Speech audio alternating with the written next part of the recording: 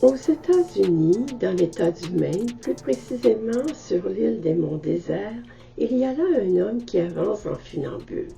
Il essaie de se sortir de ses blessures d'enfance.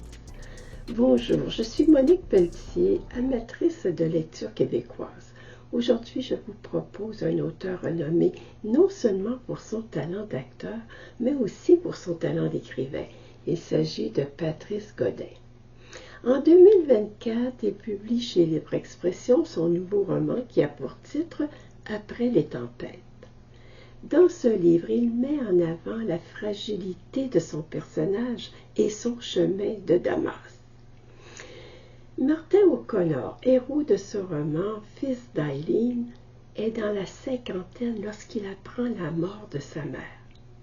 Ça fait plusieurs années que les deux ne se sont pas parlé. Cette annonce viendra raviver chez lui des émotions douloureuses. Né au Massachusetts dans les années 60 de père inconnu, le petit Martin vivait heureux avec sa mère et son beau-père Richard. C'est en déménageant au Québec, terre natale de Richard, que les choses prirent une autre tournure. Au fil des années, Richard est devenu un homme violent envers son beau-fils et même envers son épouse. Mais le plus dramatique pour l'enfant était la réaction scandaleuse de sa mère.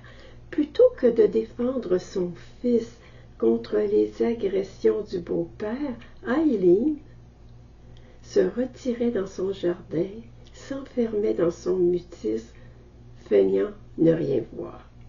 Chacun se sentait abandonné. Ce climat dysfonctionnel conduisit Martin à la délinquance. Son traumatisme prenait toute la place, tellement que le lecteur ne sait pas grand-chose sur l'environnement et la vie quotidienne de cette famille. À l'adolescence, suite à un événement dramatique, il quitta le nid familial. Pour apaiser ses angoisses, Martin jetait avec rage des mots et des mots sur une feuille blanche.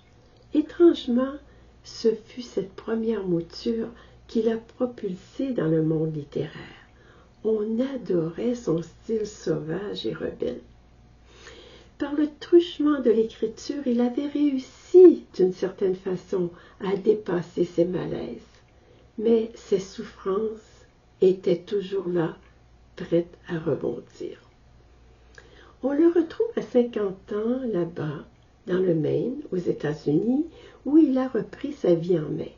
Hier, addict à l'alcool, aujourd'hui, passionné des randonnées de montagne et de littérature. Il habite en ce jour dans une grange transformée en studio où il vit en ermite, ce qui lui permet de travailler sur son nouveau roman. La nouvelle de la mort de sa mère l'a complètement chamboulé. Il voit alors son passé refaire surface. La veille de son départ pour les funérailles au Québec, l'écrivain, voulant faire le vide dans sa tête, invite chez lui une jeune femme qu'il vient de rencontrer au Mont-Cadillac. Elle s'appelle Jane. Martin découvre une personne solitaire avec un côté mystique qui lui rappelle Eileen, sa mère. Du même souffle, il réalise que Jane était capable, tout comme lui d'ailleurs, de parler de certaines périodes de son passé. Lorsque les mots sont absents, seuls les corps peuvent s'exprimer. L'auteur nous offre de très belles scènes d'amour, sensuelles, poétiques, de surcroît délicieusement présentées. Bien que notre protagoniste ait gagné plusieurs prix littéraires dans le passé, aujourd'hui, à 50 ans, l'inspiration lui manque.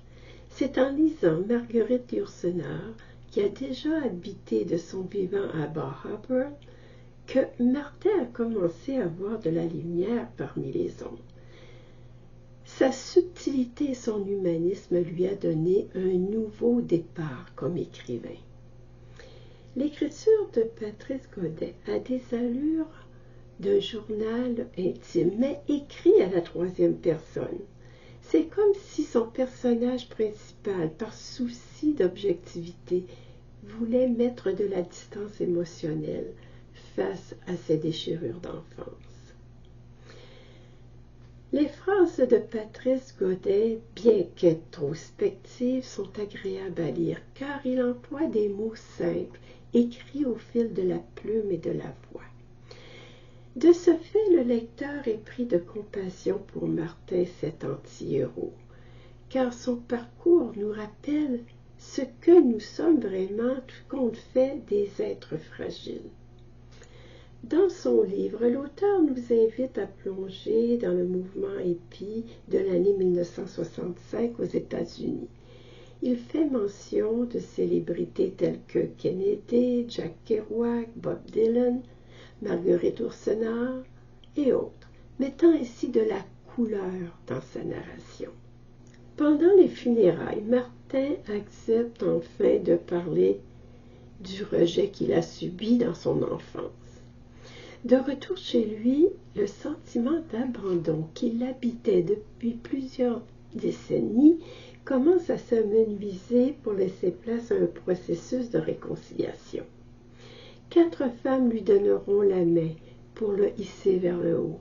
Le doux souvenir de sa mère lorsqu'il était petit, l'inspiration de Marguerite Yourcenar, le soutien moral de Jane, son nouvel amour, et la dernière, non la moindre, l'omniprésence dans ce décor sauvage et pittoresque de Dame Nature.